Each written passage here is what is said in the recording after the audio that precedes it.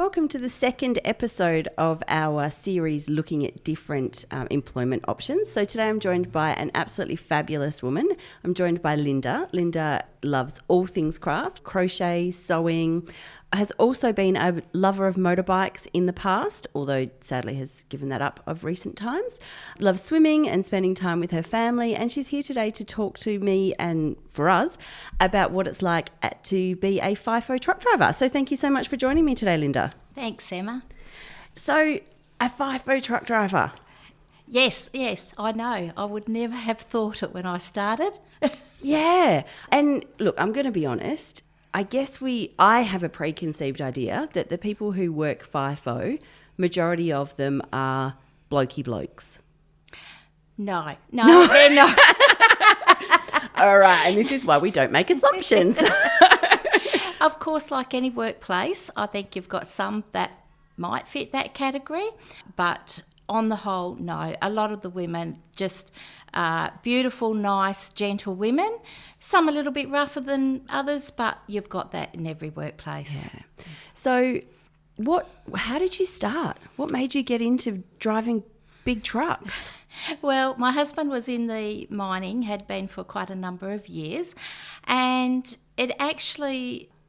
Before that, we had one truck, a B-double refrigerated transport in the eastern states, and I used to think, it'd be nice to help drive, with my husband, but I was actually too scared to, even though with all his encouragement, positive encouragement that I could do this, he never pushed me, and I went with him on many trips, but I was too scared to take that leap. Then we sold that and he went into mining, and I always regretted it. And then when the opportunity came up, and also prompted by myself because I sort of thought we're heading towards retirement and we're not ready financially for that, it was a way to fast track that financial readiness for retirement. So I said to him, if there's any availability, as scared as I am, I would like to come and join you and drive a truck. And with his encouragement, not pushing again, just encouragement that yes, you can do this. I happened to still had to jump, apply and do everything, and I managed to get in to drive a truck. And I did it scared, and it got less scary as the time went on. So, I'm assuming you must have had to go and get a heavy vehicles license? No, they train you. You do not need a heavy vehicle license. Oh, because I was thinking, for me, sometimes, I know this is going to sound stupid, but sometimes when I'm driving just a four-wheel drive, and you're like, this particular car park isn't big enough for me to be, driving the four-wheel drive in. How on earth would you... Just the idea of driving a big truck around suburban streets in order to get that heavy vehicles license, I think, I'm out. Well, that's what I was like when we had the refrigerated transport truck, and I always regretted not taking that leap. So when this opportunity did arrive for me, I thought I will regret it if I don't at least give it a go. Yeah. I think that's often the thing, isn't it? We only regret the things that we don't do. Yeah. Well, with some exceptions, obviously. True. But, yeah, we often regret the things we don't do. How's that for a little bit of a reshaping? So what was it like the first time you got into the big truck? Absolutely terrified, overwhelming. I think anxiety just went through the roof.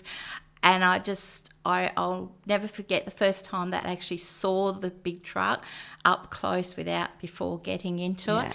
Just stood there and just basically trembled, thinking, how on earth am I going to drive that big thing? Yeah, it's just like a really big mini. How big is a big truck? Oh, I haven't got the exact measurements, but basically almost like the size of a small two-storey house almost. Okay, it's a big truck. Yeah. I'd have to look up the size, but I can't remember the metres, but it's big. It's big. Real big. Yeah. And so you obviously went through the training. Yes. How long was that? I had a really lovely lady train me, and so you get trained for a few swings, roughly about three to four swings, which is on a 2-in-1 swing where you've got somebody in with you, training you. You have you have a few days in the classroom first, and when you've never done that with all the rules and regulations, that can be a bit daunting as well. Yeah. But it's just the fear of the unknown. It's just now when I train people, like I just will say to them, just remember when you were learning how to drive a car. Yeah. Bit daunting at first, same with the truck. So I had the lovely Delzy who trained me there and managed to get me passed out. And as you learn a lot more then once you're passed out, and then it gets easier and easier. Yeah. And like you say, just like when you're learning a car, it's that kind of unconscious incompetence goes to conscious incompetence, goes to conscious competence, goes to unconscious competence, that you just kind of, it goes from, I don't know what I don't know, to, I know everything that I don't know, and now I know it, but I've really got to pay attention, and now I can drive a car while listening to the radio and having a conversation, that kind of thing. That's exactly right. Yeah. And I think for the most part, or probably shouldn't assume, but I started as a much older woman, and I have talked to ladies that have started at an older age as well. And the couple I've talked to, they agree with me that the younger ones do pick it up just so much faster than, I think, because maybe we're a bit more cautious. And the same, when I've had the younger ones in the truck with me, I'm like, yeah, well, I was like that at that age too. And I'm not trying to be offensive, but had it been a long time since you were in a classroom? Yes. What was that like? Like a million years ago. I feel you. Well, I was the only one that was what they call a greenie, had never been on a mine site before, had never driven the trucks. So the class I was in, everybody else had just come from different sites. So they knew what they were doing and were confident, and the class was a bit boring for them. Whereas I just sat there going, oh my gosh, what are they talking about? What have I done? Yeah, and I can't grasp anything that they're talking about. How am I going to remember all this? Yeah. But once you're out in the field with a trainer, slowly, piece by piece, it comes together. Yeah. It's interesting. We had a student here at work, and she was going, well, what theoretical models do you use for this? And I was like, oh God, I have no idea. Because, when you're learning it, it's all about theoretical models. It's all about, what the textbook says and that kind of, when you're out there doing it, it's very different because it then becomes real. It is. And it is a little bit different to the simulator as well. I bet. So you sort of do the simulator and the classroom, then you get out there and there's a whole lot of different little scenarios and things that happen that you go, oh, heck, that wasn't in the textbook. What do I do here? Sounds quite a bit like parenting, doesn't it? Oh, That was not in any of the books I read. No, driving a truck's way easier than parenting. So can you take me through what's a typical day like when is there a typical day? Yeah, sort of, yeah. As you get more and more confident in what you're doing, it's just becomes second nature. So typical day, I'll just run through day shift times, but we get up at 4 a.m. I'm out. Yeah. You do get used to it. and you get yourself ready, go over to the mess and collect, have breakfast there if you wish, collect your food, and you're at your bus, whichever bus you're going on to, whichever area of the mine site. The buses leave between about 5:15 and 5:30. And then at 10 to 6 you have what's called PSI, your pre-start meeting, where they just run you through sort of what has happened in the previous 12 hours while you were sleeping, anything that's moved, happened, general overview of where diggers are, etc., where you're dumping. Then out you go to get your truck. And so then you go and get a truck and off you go. We have obviously different mine sites will have different systems in their truck. For us, we have what's called a Mine Star, which has a white line, thankfully, because I am geographically challenged. Yeah, me too. I was thinking, how often have you got lost? But if there's a white line to follow, I think I'd manage that. It's surprising how you can get lost following that white line as well.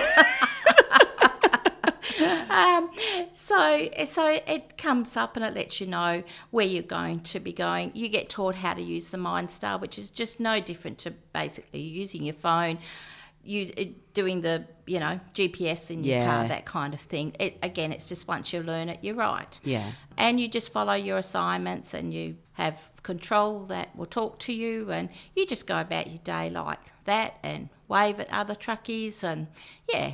So you're in the truck by yourself all day? Yes. Oh, sometimes you'll have a passenger. You might have a passenger for orientation to drive them around. Or obviously if you're training. Or if you're training. Yeah. But pretty much on your own, which a lot of people like that because you have the radio going or your music and yeah. And how long do you drive the truck for? It just depends how many people they have. You might end up being spare for a part, so you could drive sometimes only 6 or 7 hours a day Only? Yeah. Other times you could drive right up to 10.5 hours a day. Oh my goodness. Yes, so you have 2 half-hour breaks that, again, depending on the way the trucks come in, how many people there are, that half-hour break could end up being 45, 50 minutes, or it could be right on your half hour. Yeah. How do you cope with concentrating or maybe you don't, that's why you got lost. But that's a long time. Driving can be dangerous when you're driving any kind of vehicle. You're driving a big truck. How do you cope with concentrating for that length of time? I don't have any trouble with it myself. I find it interesting looking around at the mine site, even though some people there are some that get very bored there, and to them it's just the same.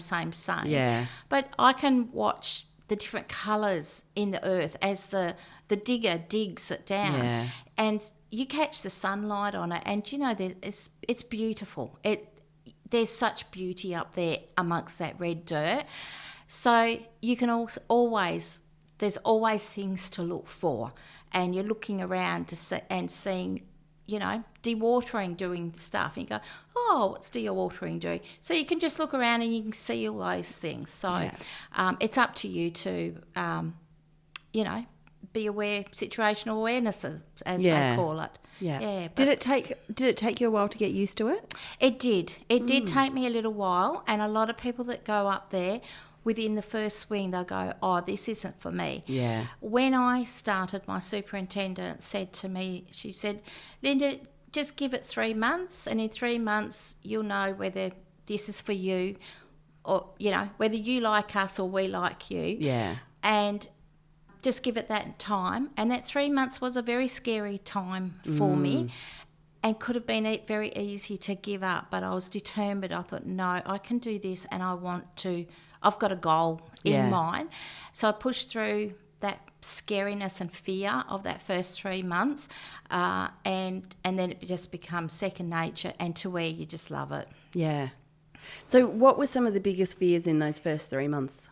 I think, everyone's different, obviously, on your personality, but for me, I think it was just fear of mucking up, doing the wrong thing, feeling silly amongst your, the other workers, the other people, like, oh, what's she doing? You don't do that like that, Linda. Yeah. That kind of thing. And I had many situations like that. The little things that come about that are a little bit different, or different operators will do things a little bit different, direct you a little bit differently, and you think, oh, I didn't do it like that yesterday. Exactly. It's like, could you have done it the same way as they did it yesterday for me? If you guys could all get on the same page, that'd really help me. And it does take a little while for all the rules and regulations to gel, and it might seem an awful lot at one hit, but I always just think back to when you're learning to drive, all the rules and regulations of the road, where did you have a moment of, I'm never going to remember this, how am I going to get through this? It's no different. And once you learned how to drive that truck, you know what, it is 100% easier to get in your truck and drive up there than what it is to get back in your car and drive here. Yeah. I would imagine it would be a big shift when you've been driving the big trucks and there's, I mean, I know there is a fair amount of traffic that's there, but nothing compared to the freeway. No, it's really is the cruisiest job. Honestly, I feel like it's the cruisiest job ever. But it's not for everyone though. Yeah. Some of those things around the fear of stuffing up, do you think that was impacted because you are an older female? Possibly partly. But also I think maybe the personalities, because, some personalities will just, they'll have a fall, they'll laugh about it, get up off they charge, whereas others will beat themselves up over it. I'm one that will beat myself up over it when I've made a boo-boo. Yeah. Got to learn to let go. Yeah.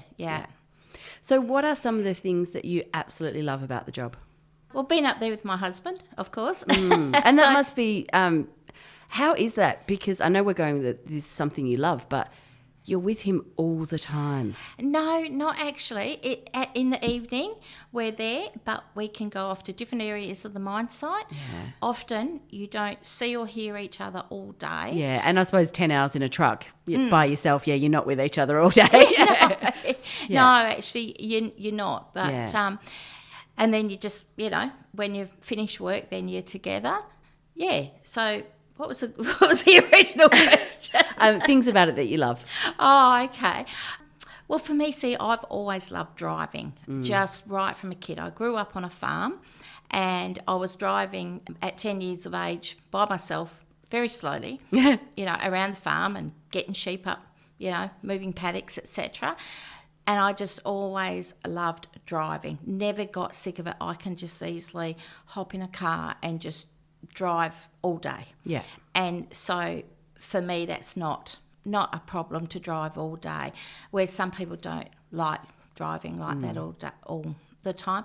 It does become like a family up there, the people. Obviously no different to anywhere else in life. You've got such a large group of people there. There's not everyone that you gel with, but you learn to work with them. I think it's been it can be a really good learning curve to learn how to get along with the types that you might naturally not gel with, or have different opinions than you. And where I work, they just don't tolerate any bullying or anything like that. They're very good. And our supervisors, we're very, very fortunate. We've got marvellous supervisors. So I think a supervisor can help make or break the team, but in general, you go up there and it's like your work family, you watch out for each other. And I suppose 1 week off out of every three must be quite nice as well. Oh, it is, and it all goes way too quick. Yeah. But when you're home, well, maybe not for the younger people so much, but for us, we've got a home to look after. You suddenly got to cook all your own meals, which is wonderful because you can cook nice, decent meals. But you've got all your own sort of stuff to do and get into. At work, it's just work. You don't have, you're not cooking for yourself, or you do your washing, but it's pretty much just work. Yeah. And that would mean that you can't have pets and things like that? Some people do have pets. We currently don't. Our pets had passed away just not too long before me going up there, and we were about to get a kitten from my daughter's litter of kittens, but then I got this job and we went, no, it's not going to work. It's just not going to work. So currently we don't have pets, but plenty of people do have pets, and might have somebody at home that can look after them. Yeah. So, or they'll go to somebody else's home to be looked after. So you can, if you're on one swing and somebody else is on the other, then you just pass the pet around. Yeah. Pet share. Pet share, yeah. So there are a few downsides to being up there. One is the pets. Another one is you do miss it out a lot on family events, birthdays, etc., or you wanting to plan something and you can't plan it because you've got to maybe get a day off work, fly up a day later or something. That can get a bit awkward. Or if something is in the smack bang in the middle of your shift. You can't fly home for it, then fly back to work. Yeah. So. And is it easy enough for you and your husband to get holidays at the same time? Oh, yeah, we always do. Yeah. We don't have any dramas with that. And have there been any kind of, whether it's your preconceived ideas, but have you heard kind of some of those similar stereotypes from other people around what working on a mine is like, and then you're like, yeah, that's not what it's actually like? Yes, I have often heard of it. And I think I've only ever worked on 2 different mine sites with the same company, so I can't, I don't know about other companies or anything. But I feel that a lot of it is just to do with the people and their attitudes, more so than, the site. Although, for instance, the food's not great where we are. It's really not great. Hopefully the chefs aren't listening. But you can make it worse in your head if you can, same as anything, if you continuously go, oh, that food's just disgusting, it's horrid, can't eat it.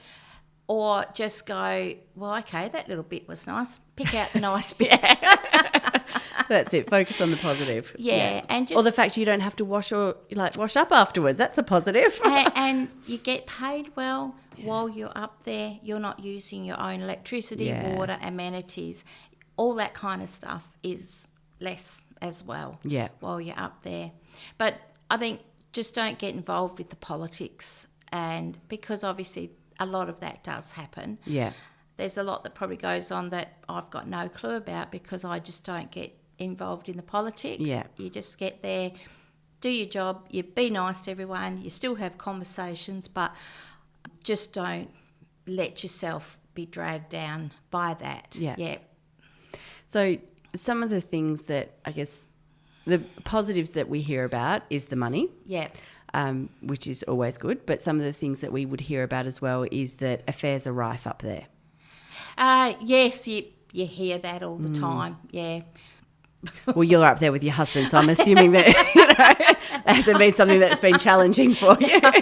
But we just don't take notice of what's going on. It's like it's not our business. And the thing is, though, that affairs happen. Like when you're not up there as well, like affairs happen. Yes. So can you blame it on being on the mines? Sometimes I don't think so, because I sort of sometimes think, well, if it's happening up there, it'll happen. They'll do it down here. Wherever they are. Yeah. And how do you think that you would go if you were on a different mine site to your husband? No, I'm not talking about the affairs now. I'm just talking about... Sorry, I realised I need to make a very clear segue. But speaking about, so in the evenings you get to spend your evenings with your husband, you're getting to see him every day, and that's one of the one of the positives for you being up there. Whereas when he was in the mines before, I'm assuming that was 2 weeks where you wouldn't see him and then 1 week with him. So how do you think you'd go if you were on different sites? Well, me personally, we just wouldn't do it. Yeah. For us personally, but we would definitely cope if we had to. If that was something you had to do, you would cope, but we wouldn't do it by choice. Yeah. For us, so. And if there's people who are listening who think I might like to look into having a career in the mines, what would you say to them? I would say just go and give it a go. If it's something that you think you'd like to do, even if you're going, gee, I wish I could do that, but I'm too scared, try it, because like I did it scared. A lot of people I've met, they've done it scared, and it really can be very rewarding. And I look up there at the young ones, and I honestly feel very excited for the young people up there starting it, especially when they're passionate about it. They can build themselves an absolutely fabulous career, and just go through the ranks, learn different machines, or go into different areas. How long have you been on the mine? I've only been doing it for 4 years. In the grand scheme of things, 4 years isn't a huge amount of time. Are there other areas in the mine that you would like to go into, or you're like, no, I like driving, I want to stick with the trucks? No, I'm very happy sticking with the trucks. I think if I was a lot younger, like another 10 years younger, I definitely would have liked to have learned some other machines, but I did want to just stick with the trucks to really just, get to know it really, really well. And I love seeing the younger ones learning. Yeah. And I just think, no, I'm happy with the truck. Yeah. But if I was younger, definitely I would have. If I was a young lady starting off in the mines, I'd be like, yeah, go get those other machines, but only if you wanted to. Yeah. Yeah. And is there an amount of time that you spend on one machine before you start learning another one? It depends again on the person. I've seen some go fairly quickly and others maybe take a couple of years. So I think it depends on the person, the availability they've got of trainers, and the need that the site has of needing more people on certain machines. Yeah. Totally random question. Are the trucks air conditioned? They are. Oh, and if that'd be good. If that air con's not working, you park them up. oh, good. Yeah, because whereabouts are you? Whereabouts is the mine? It's about an hour out of, not Port Newman. So what are the temperatures like there? Oh, they in summertime definitely get up, up to 40. Yeah. It gets very, very hot. Yeah. Up there. Nighttime, wintertime can get freezing. Absolutely bitterly cold. Yeah. Do you get to park the truck up if the heater isn't working? A lot of them don't have the heaters working because that'll make you go to sleep. Some do. Yeah, some do. You just turn the aircon off and that warms the truck off up really well anyway, and then just rug up with... I was going to say crochet yourself a nana rug and you'll be fine. Just wear scarves and beanies and that, but night shift it can get very cold. Yeah. Are there any other things? So, you've got the heat and is it the middle of the desert? No, not quite. Okay. Yeah. I told you I'm geographically challenged. I'm not really. So am I. No, it's not really the desert, but it's sort of inland a lot, so it does get cold. Yeah, that's kind of what I meant. Yeah. Are there any other? Snakes? Yes. You have snakes to watch out for, but they really don't. Don't bother you too much? No, just don't step on them. Yeah. It's kind of the rule for life, isn't it? That's right. So you didn't have to do a snake handling course or anything like that? No, they do have some people that have done the course, but that's a volunteer thing to do that. There's so many other things to do that you can do, and not just drive a machine, but there's just heaps of other things like your safety officer, you're just inside of all that. Lots of learning stuff. Yeah. I can't think of all the names of different things, but there's so much that if you really want to make it your career and go get it, you do those things, you volunteer and you concentrate on one thing at a time. The supervisors see that and that person's really doing well at this. We've got another one, or they'll present other opportunities that you get to go to different areas or bounce around different areas to find out what you like. You like your drill and blast, your dewatering, your... What's dewatering? The water people. I always think it's funny, dewatering. Yeah. But they do watering stuff. Okay. Yeah, that doesn't seem right, but...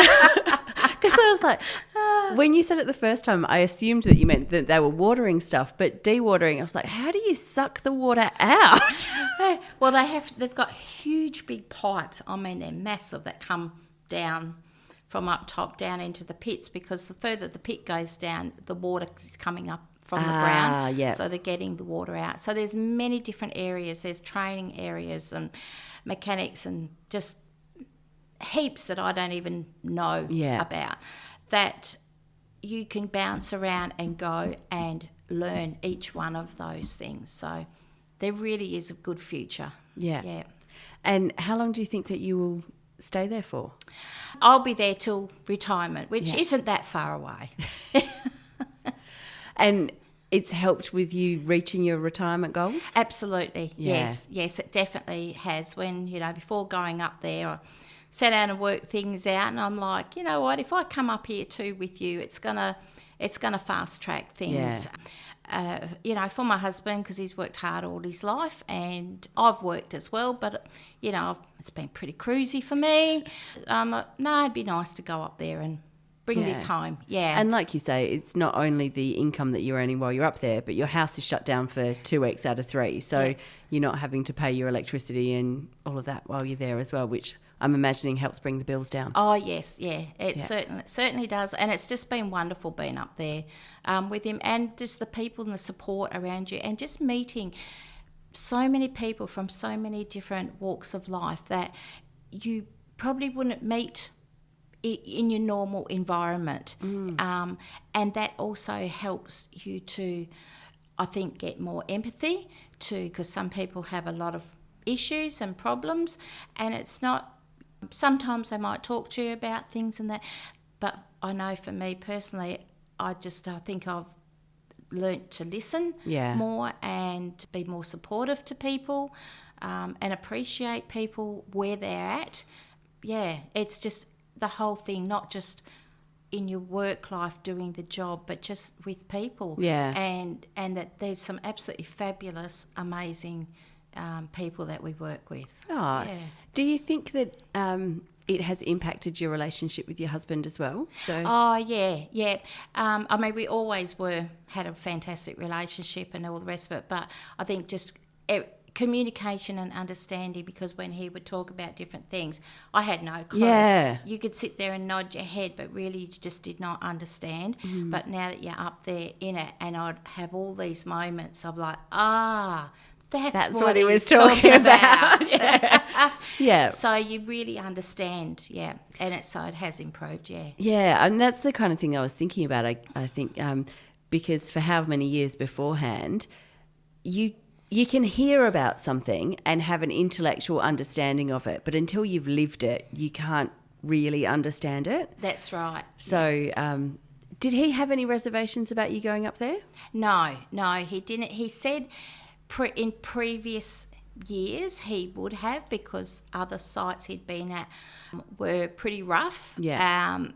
And when I joined him, he was more than happy. He said it's a really good site and safe and everything. So he was really happy for me to join him. And I'm glad I did, because I knew that if I didn't give it a try, I would regret it. Yeah. Do you think that over the years, and I know you've only been doing this for 4 years, but do you think that generally the culture of mining is shifting to being that more positive culture, and, less mine sites would have that it's a rough site type of thing attached to them now? Yeah, no, totally agree with that. Yeah, they're way more inclusive. They're way more, or like I say, I can only speak for, the two that you've been on. Yep. Yeah, for where we're at, they're way more wanting to get rid of the bullying or to sort the problems out. They're wanting that family get along sort of atmosphere where people are happy. Obviously, it's a very hard task to reach that, and they'll always have some disagreements that happen and that, but in general, it's pretty good. Is it a dry site where you are? No, it's not, but it's 4 extremely weak drinks per night that you're allowed. Oh, right, okay. Because I had heard that on some sites you can go, I think the person who I was speaking to said they got 6 drinks a night, but there would be people who would stockpile and then have blowouts. But I'm assuming it doesn't matter if you how much have you got to stockpile when they're really weak drinks to actually have a blowout? Well, there's meant to be random checks for people that, on people that do that, because you're not meant to stockpile. But we just don't even worry about drinking when we're up there. And a lot of people do. They just don't worry about having a drink when they're at work. So it's just... Are you breath tested? Yes, you get random DNA checks. Yeah, and that's 0? Yeah. So there's no tolerance for anybody blowing anything, I guess, when you're working, and no tolerance to any drug use at all, regardless of whether you're on shift or not? Yeah, no, that's correct. Yeah, no tolerance. It's all 0. Yeah. And, I mean, it needs to be. You're working with dangerous equipment. Yeah. So, and it's your life, but other people's lives as well. That's right, yes. Yeah. Do people take that really seriously? I think most people do. You've always got a few that abuse it, that don't sort of, I don't know, maybe they just think it doesn't apply to them or that they can get away with it or something. But I think for the most part, most people do, take it seriously. Yeah. Do you think, have you seen anybody who, when they're starting, they're struggling with not being able to have more than 4 really weak drinks? Oh, no, I don't.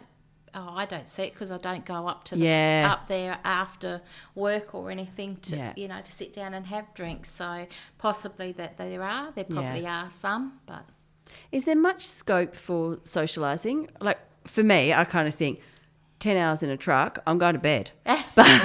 but yeah, do you get an opportunity to hang out, play cards, anything like that? Yeah, there is those opportunities for me. We're just like heading back to our room and, chilling out. We're tired. Yeah. But no, a lot of people, particularly probably more so the young ones, but a lot of people after work gather up at the bar for a couple of drinks and a debrief, chat and everything, or they get together to have their tea. And that first, you always got, things like swimming pool, tennis courts, and hit a ball around. So they have a lot of little sporting events that they, people get together for. Yeah. Is there a gym up there? Oh, yeah. There's a huge gym. Yeah. I honestly don't know that, you're getting up at 4 o'clock in the morning. Like, when do you fit in going to the gym? But for some people, I know that's important.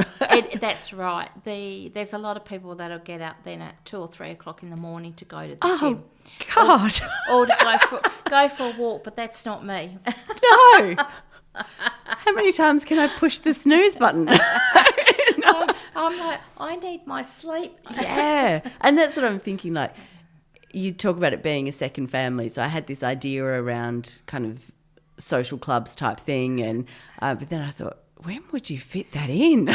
They have all these wonderful things and we look at them and I go, well, we haven't got time to even do that. Honestly, we don't really, because I like my sleep. But there are people that do manage to fit that in because I suppose it's important to them. So they'll get up too early to go to the gym and that kind of thing. Yeah. Yeah. And we're all different and it takes all sorts, but I'd be like you and staying in bed as long as possible. Going to bed as early as possible. Yeah.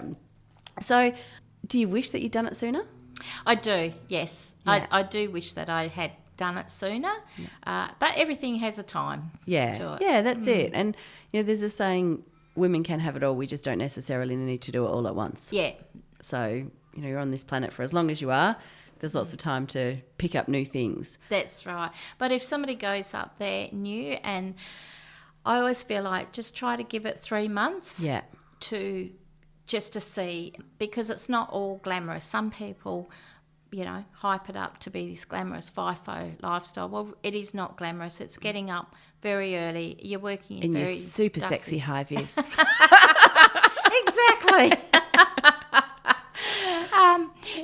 And it's not hard work, but it's long hours. It can be very dusty work. It can be very hot conditions or cold conditions. There's a lot of people around you all the time, and if you're somebody that loves having a lot of people around you all the time, well, that's great. And if you like a bit of quietness, sometimes it's like, I'm all peopled out today. Yeah, but I suppose at least, even being all peopled out, you've got how many hours sitting in your truck by yourself. Yes. So you can kind of get that balance there. That's right. Yeah. So it's not for everybody, and there's no harm in, if it's not for you, if you're struggling, to go to talk to supervisors or to the psychs. Anyway. I can't remember what it's called. There's plenty of people that you can go to talk to about it, and there's absolutely no shame in just going, you know what, this lifestyle isn't for me, because it's not for everyone. Or you might go, I can do this, but put a limit on it, and if you've got a financial goal, try and get some good financial advice and work that goal. For me, it was a 5-year goal. Yeah. So you're very nearly at the end of it. Yes. Or have you pushed it out a bit more? No. So for me going up there, my personal was a 5-year goal. And you've said that you started this later in life. Yeah. What would you say if there was somebody who was like, oh, well, I'm 55 now, I'm too old to go and do something new? Absolutely not. You're never too old. Never too old to learn something new and go and give it a go. I was 57 when I started. Yeah. So are there other older ladies up there? yeah, there is. And all around that later, mid to 50s to 60 sort of age group that are just starting out for similar maybe reasons. Yeah. Or they've been in the corporate world, they've had enough, just want to change. It was something that had always thought in the back of their mind, gee, I wouldn't mind giving that a go. Yeah. Go and do it. Yeah. And I guess so there are younger women who are doing it as well, and there's younger women who are doing FIFO while they're, caring for children. So, I think what we used to see was that FIFO was the dads would go and the mum would be at home solo parenting while dad was away. But that's not necessarily the case anymore. No, it's not. There are some mums up there where the dads are stay at home or work part-time looking after the children because his type of job is what he wants to do, and the mum might want to go up there. So, it's like that. Or some have older children that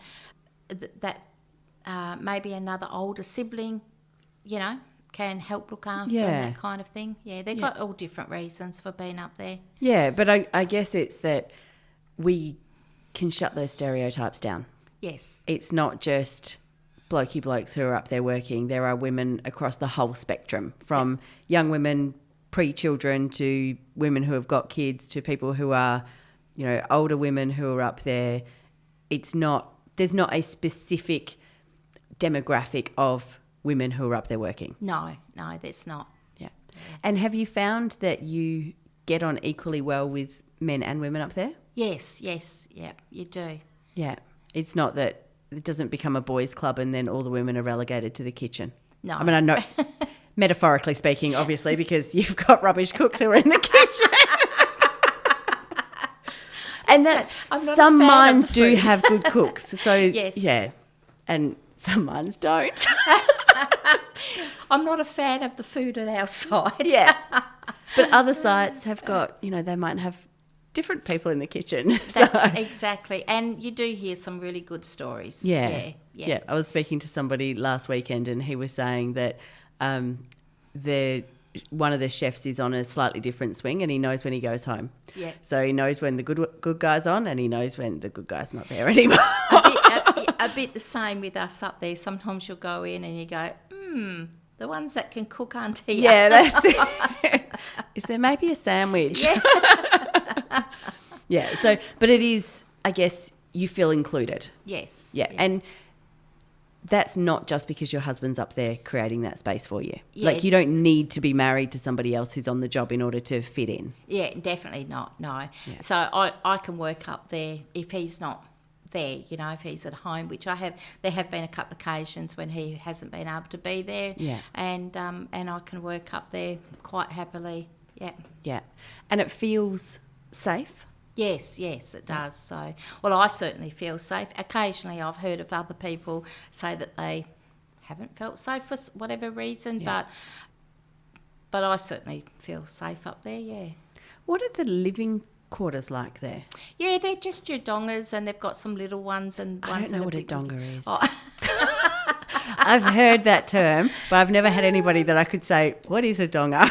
It's about the size of this office here, or possibly a bit smaller than your office, and you just walk in and there's your bed and there's a desk and then there's a little bathroom, shower, basin, toilet, just the very basics. So, and then there's the smaller ones, and then you've got one that's a slightly bigger room that they'll for couples as well. Are there many couples up there? Quite a lot, yeah. There are a lot of couples that work together. That never even occurred to me. Yeah. No, it is awesome. And then there's a lot of people that they're happier to be up there by themselves. Yeah. And their partner to be either at another mine site or doing whatever job they do Yeah. at home, and it works really well for them. And that's the thing. It's not one size fits all. No. So, yeah. And is your husband planning to retire the same time that you are? Yes. That's so exciting. It's not too far away. Yeah. And how do you feel? So there's the excitement that, your goal's coming and you're almost there and you're almost ready to retire. But that also means that you're going to be stopping driving the big trucks how does that feel? Yeah, for a long time I was like this, thinking, don't think I can give up these trucks. Because I really do absolutely enjoy doing it. It's very rare for me to get bored doing it, and I like the people up there, I like the job, and it's cruisy. So it's taken me quite a while to get to the mindset where I think, I can go on to other things now. And have you got a plan what the other things are going to be? Yes, we do. We not just sit at home the whole time, but do a lot of travel. Oh, nice. Yeah, there'll be a lot of travel involved, and just being there a lot more for our family and our grandchildren. Yeah. Because you're very young. So... I'm in my 60s. But you feel very young. You don't feel like you're... Look, I think 60 is very young. Thank you. You don't feel like you're ready to stop. No, I definitely don't. And I could easily keep going a couple of more years, very easily. But you don't want to miss this time where you are still young, where you could potentially be going out and having fun and enjoying the world. Exactly. And I think that's part of what's prompted us to think, no, we'll retire from the mine site sooner than what we first planned to.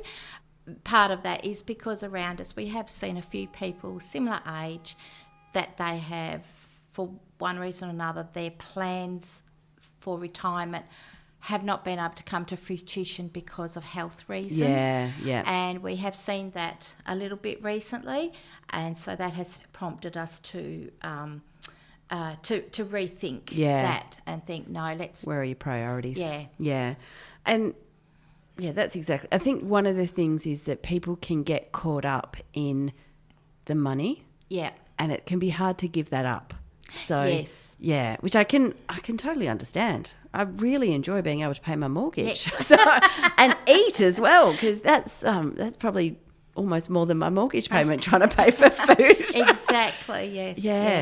Yeah. But there's plenty of jobs here at home that pay just as much as being up in the mining. And you're not home every night, where it is nice to be home every night as well. So, definitely. Yeah. In your own bed, which is in a room bigger than, bigger than, that's right. Well, bigger than a tiny little donga. That's it. A whole house. Yeah. And I was going to say something else then, and I've totally forgotten what it was. Can't have been important. So final thoughts on if somebody's sitting there going, oh, well, I've thought about it and maybe I might like to, but it feels a bit hard, or there's all these stereotypes, or I've heard all these negative things about it. What would you say to any women, regardless of age or where they're up to? What would you say to them? If you've thought about doing it and something you think you can imagine yourself doing, and if you think, will I regret not giving it a go, then try and give it a go. They also have traineeships, which are awesome to get you started as well.